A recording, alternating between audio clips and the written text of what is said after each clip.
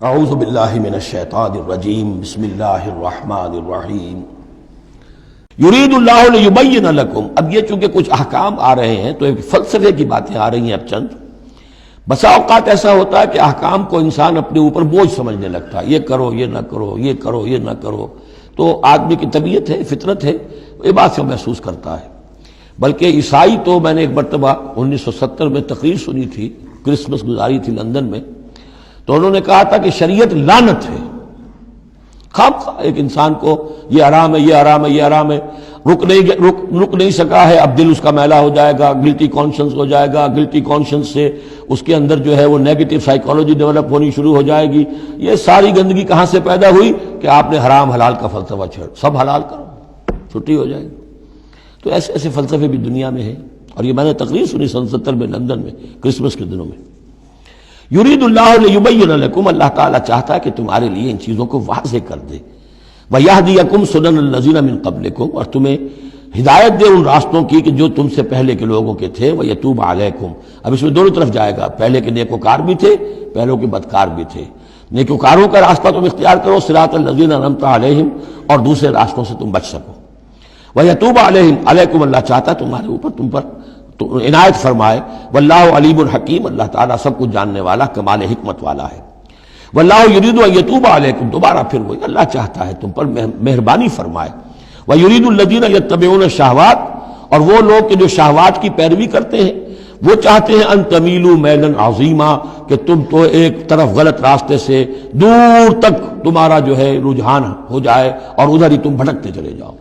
آج جو بھی ہے عورت کی آزادی کی بنیاد پر، ایمانسیپیشن کی بنیاد پر، یہ ساری چیزیں جو ہو رہا ہے، ویمن لب ہے، یہ سب کا سب در حقیقت ان حدود اور قیود کو توڑ کر، اور سارا یہ جنسی جو ہے انارکی پھیلانے کی ایک سازش ہے جو دنیا میں چل رہی ہے۔ یرید اللہ ان یخفف عنکم، تم یہ نہ سمجھو کہ بوجھ ڈال رہا اللہ تم پر، اللہ تم پر تخفیف چاہتا ہے۔ جب تم ان چیزوں پر عمل نہیں کرو گے، معاشرے میں بدگمانیاں پھیلیں گی، فساد ہوگا، گندگیاں ہوں گی، جھگڑے ہوں گے، بدگمانیاں ہوں گی، یہ سارا کچھ ہوگا، تو اللہ تو تمہارے لیے آسانی چاہتا ہے۔ وَخُلِقَ الْإِنسَانُ ضَعِيفًا، اور انسان پیدا کیا گیا ہے کمزور، اس کے اندر کمزوری کے پہلو بھی ہیں۔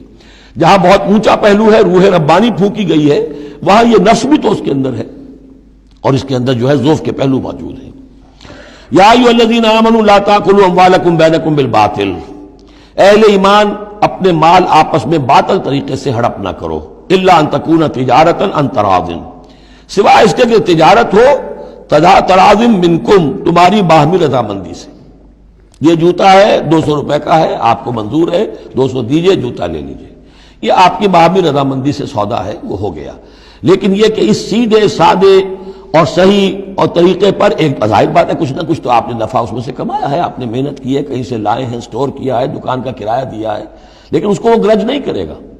لیکن جھوٹ بول رہے ہیں، خدا کی قسم کھا رہے ہیں کہ میں نے تو اتنے کر لیا، اب یہ ہو گیا، تم آپ نے اپنی ساری محنت بھی ضائع کی اور آپ نے حرام کما لیا۔ اور یا کوئی اور طریقے ہیں، مال ہڑپ کر رہے ہیں، دھوکہ دے رہے ہیں۔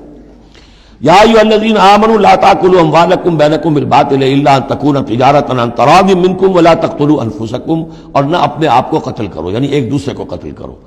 تمدن کی جڑ دو چیزوں پر ہے، احترام جان، احترام مال۔ میرے لیے آپ کا مال محترم ہے، آپ کی جان محترم ہے، میں اسے کوئی گدن نہ پہنچاؤں۔ آپ کے لیے میرا مال، میری جان، میرا جسم محترم ہے، اسے کوئی گدن نہ پہنچائے۔ اگر تو یہ جنٹل مین ایگریمنٹ ہمارا چلتا ہے، تب تو ہم ایک معاشرے میں رہ سکتے ہیں، ایک ملک میں رہ سکتے ہیں، اور اس میں اطمینان ہوگا، سکون ہوگا، چین ہوگا۔ اور جہاں یہ دونوں احترام ختم ہو گئے، جان کا نہ مال کا، تو ظاہر بات ہے کہ پھر وہاں سکون کہاں سے آئے گا، اطمینان کہاں سے آئے گا، چین کہاں سے آئے گا۔ وَلَا تَقْتُلُوا أَنفُسَكُمْ إِنَّ اللَّهَ كَانَ بِكُمْ رَحِيمًا، یقیناً اللہ تعالی تم پر بہت ہی مہربان ہے۔